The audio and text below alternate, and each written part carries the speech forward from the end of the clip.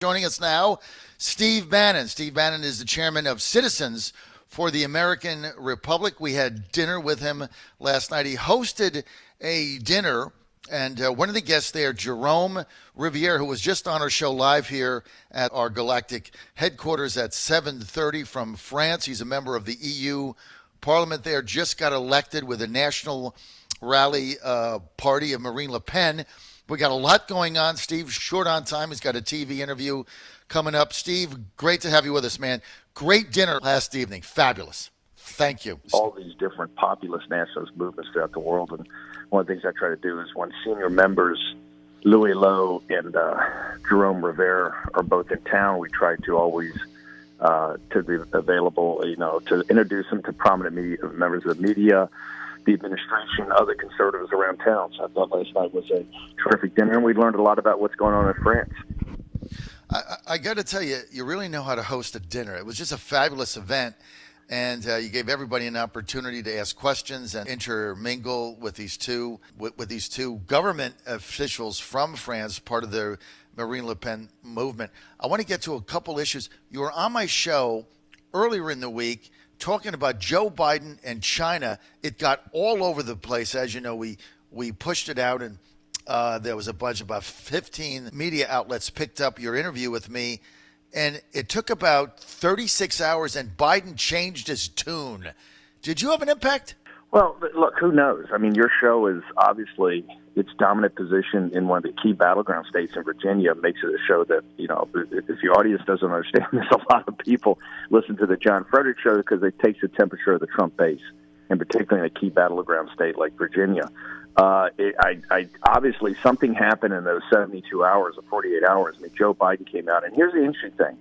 And I think the audience, if you get a chance, should go back and look at The Hill and other reports on his trip to Iowa. If you're a Trump supporter, go look at Joe Biden's speech and particularly focus on the China part. He pretty dramatically changed his tune. The Washington Post covered it, John, and this is what I found amazing. They said he slightly altered his message.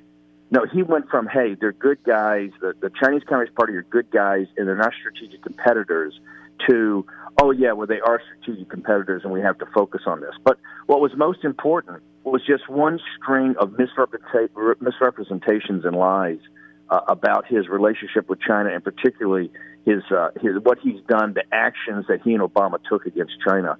So clearly, I think the Biden campaign has been rattled. They understand that this is a central problem they have, is that his relationship with China, his financial relationship with China, they should understand. I am doing a deep dive investigation on this, as is many people in the media, about Joe Biden's deep financial ties to the Chinese Communist Party, to the Bank of China, this hedge fund his son has, this Chris Heinz. How involved is Chris Heinz, Teresa Heinz' son, and John Kerry's stepson? How deeply involved is he? What is the net worth has been generated, the value has been generated to the Biden family? I think we have to have now, not just Joe Biden's tax returns have to be released. I think we need to see the tax returns of Rosemont, this private equity firm tied to the Chinese Communist Party. And I think we have to see Hunter Biden's tax returns. You have to see how much wealth has been created and how they created the wealth in partnership with the Chinese Communist Party. I think you're also going to start to see in the weeks ahead, as I know other investigators are looking at this, a number of nefarious characters in China coming to the United States and meeting with people close to Joe Biden, including his son, Hunter Biden. The meetings he had, the joint ventures he tried to start, money that was essentially being laundered out of China, really essentially stolen from the hardworking Chinese people. Remember, none of this is about the Chinese people. They are the most hardworking, decent people on earth. This is about this radical dictatorship that controls them, that's essentially laundering money out of China, owned by the Chinese people, and put it into the West, and really put it in with shady characters like Hunter Biden. So this whole thing's going to be, and the Biden campaign's going to understand, it's going to be relentless. We're not going. This is as deep as Clinton cash. Okay, I actually think it's more dangerous because as corrupt and incompetent as Hillary and Bill Clinton were, and how they took money from all these dictators and bad guys throughout the world, they didn't take it from a mortal enemy of the United States. You know, Biden tried to take what I wrote in the Washington Post, that said the Chinese Communist Party and this radical cadre is an existential threat and maybe the greatest existential threat to the United States in our history. They tried to flip that and make it Trump was the greatest existential threat. That kind of cute play on words is not going to work. They have to understand they have a deep, deep problem. Joe Biden has been compromised by the Chinese Communist Party. That's why he gives the happy talk. That's why he says all this thing is misdirection play about the tariffs and everything like that. They have a problem. And people are going to demand not just answers. They're going to demand facts. They're going to demand to see tax returns. They're going to demand to see how much wealth has been created from him and his family. And so if they think that they're going to brush this off with one happy talk speech in Iowa, they're sadly mistaken. Who is going to bring this out? I think you're going to see, first off, I think they have a huge problem with the mainstream media. I think that there are a lot of, right now, they're getting a pass. But I believe that there are investigative units across the mainstream media that understand. You saw, for your audience, last week there was a front page story, right-hand column, on Mitch McConnell and his wife about, she's a Chinese American. And it's about her ties to Taiwan, about her father's ties to the CCP, about how they generated wealth. It was a very controversial story with a very deep investigative apparatus of the New York Times. I think that there are other, my knowledge is there's many other investigative units of even mainstream media that are going out and digging on this. But I should tell you, the key that started this was Peter Schweitzer again. Peter Schweitzer, Government Accountability. I was honored to be the chairman there for a couple of years. Peter did Clinton Cash. His team took 3 years of detailed work, and you saw what Clinton Cash did to the Clintons. Okay, that was one of the key elements in President Trump's victory, was to expose Clinton for how corrupt she was in dealing with taking money from all these governments throughout the world and all these nefarious business billionaires throughout the world. Peter Schweitzer, when that investigative team finished Clinton Cash, really a year before the book came out, he decided to do something on essentially influence peddling of foreign governments in the nation's capital and look at Republicans and Democrats. And that's where Linda Chow and Mitch McConnell were one he focused on from the Republican side, but he really drilled down on Joe Biden. And Joe Biden, if you read the book Secret Empires, in the New York Times story the other day, referenced that, I think in the 5th or 6th paragraph. Peter Schweitzer did the initial analysis of this, just like he did on Clinton Cash, and everybody knows how thorough Peter Schweitzer is. So the book is Secret Empires. You can get a snapshot. But I will tell you, since that time, and I know this from other people that are coming to me and other people I know are investigating this, there are deeper ties with Joe Biden and China. There are deeper ties with the Biden family and the Chinese Communist Party.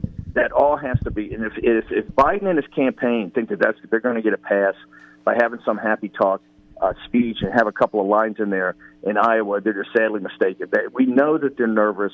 We know that investigators and other media have approached them over the years for answers. They know how they obfuscate this. They don't want to deal with it. And it's going to come out. And I think the Democratic Party has a huge problem. This is, once again, a test of Bernie Sanders. Bernie Sanders had every piece of information he needed on Hillary Clinton in 2015 and 16 in that primary. All of his supporters were crestfallen. He didn't take it to her. Well, he has another shot. He has another chance right here with Joe Biden. And so far, I will tell you that Elizabeth Warren and Bernie Sanders, the so-called economic nationalists, it's a pillow fight. They are not laying a glove on Joe Biden, and it's not Donald Trump's responsibility. Donald Trump's got a day job. He's president of the United States. Mm-hmm. Okay, it's not his responsibility in a primary to go after a guy like Joe Biden. That has to be the Democrats. And so far, if this is how Sanders and Elizabeth Warren are going to stand up to Xi, they're going to stand up to Wang Qishan, they're going to stand up to Putin, they're going to stand up to the dictator in North Korea, they're going to stand up to the mullahs. They can't even stand up to Joe Biden. They're failing their first test of leadership. So I think this whole thing's going to only get bigger, and it's only going to get uglier. Do you think either of them, and of the two, which is more likely to take the gloves off? It's interesting. Elizabeth Warren's a bankruptcy lawyer, right? I know she's a professor, but hey, you deal in bankruptcy. You have to understand. Everybody that's dealt in bankruptcies from a legal and investment banking situation understand that it's not the Marquis of Queensberry's rules. They're pretty tough. So, hey, who knows? Pocahontas is going to have to step up and show she's got the grit. And Bernie Sanders, He's going to have to show he's got the grit. Who knows? That's one of the things about primaries.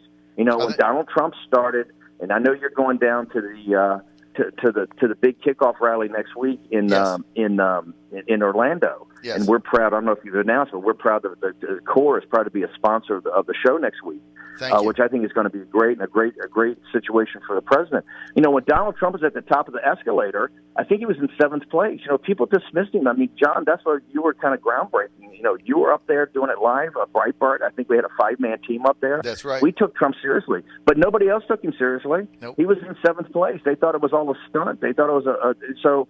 Donald Trump, people forget, go back pre the escalator speech.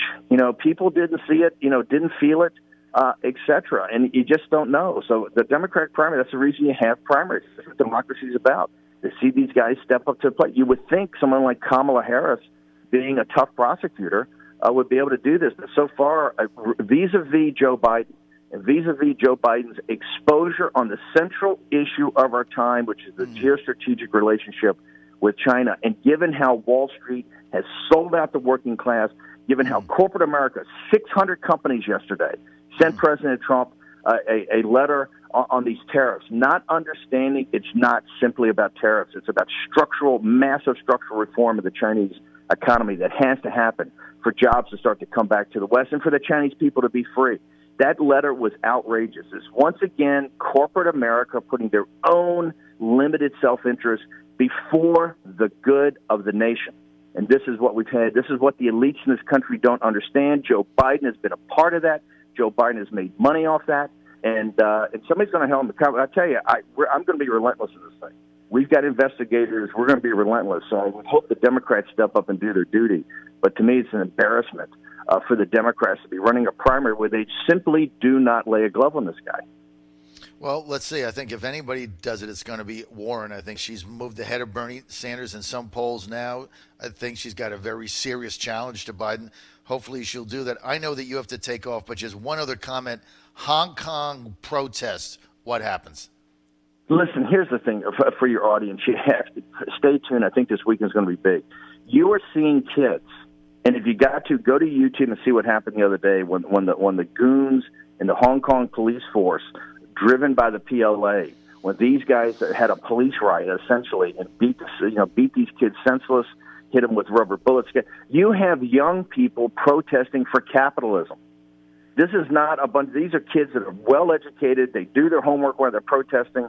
They are in the streets, getting rubber bullets shot at them, getting tear gas in them because they're standing up. They're the one people in the world with Donald Trump that are standing up to this radical gangster cadre in Beijing and say, you're not going to take our freedoms away. You cut a deal in 1997 with the British, and we, the young people of Hong Kong, are going to make sure that you live by that agreement, which is essentially the rule of law and our sovereignty. And they're prepared to put it all on the line. Some of these kids this weekend are going to come up with 10-year prison sentences. This is one of the great shows of freedom and patriotism I've ever seen. These kids are equivalent to the guys in Boston in 1773, 4 and 5, before the revolution really kicked off, that were confronting the British. This is what and they're fighting for free market capitalism. This is the important point. They are fighting for sovereignty. They're fighting for Hong Kong to be the special place it's ever been. They're fighting for capitalism. You look around the rest of the world, a lot of the world's youth has been indoctrinated that capitalism is bad and socialism and really communism is the way forward. Here you have kids that have seen, and their grandparents and parents have seen what communism does to people, have seen the freedoms it's taken away. And they are putting it all on the lines in the streets of Hong Kong to stand up for this. And they are standing up. I got to tell you, this cadre in Beijing is very worried. They understand these kids are not going to back down. And this is what you see in the world. Certain things pop up that you don't pay attention to, and then you realize that this is very important. People, if you get a chance, make sure you stay focused on Hong Kong. It's a very important situation for your freedoms, because the battle of capitalism, the battle for free market capitalism, the battle for our freedom is now taking place in East Asia. And one of the centerpieces of that is in the streets of Hong Kong. Steve, we're out of time. I know you've got to take off for another interview. Thank you for your time. Steve Bannon, Citizens for the American... By the way, good luck on the show next week from Orlando. Really proud to sponsor you, John. It's going to be great. All right, down there. we'll be in Orlando, sponsored by the Citizens for the American Republic. Steve Bannon, C4. I'll be right back.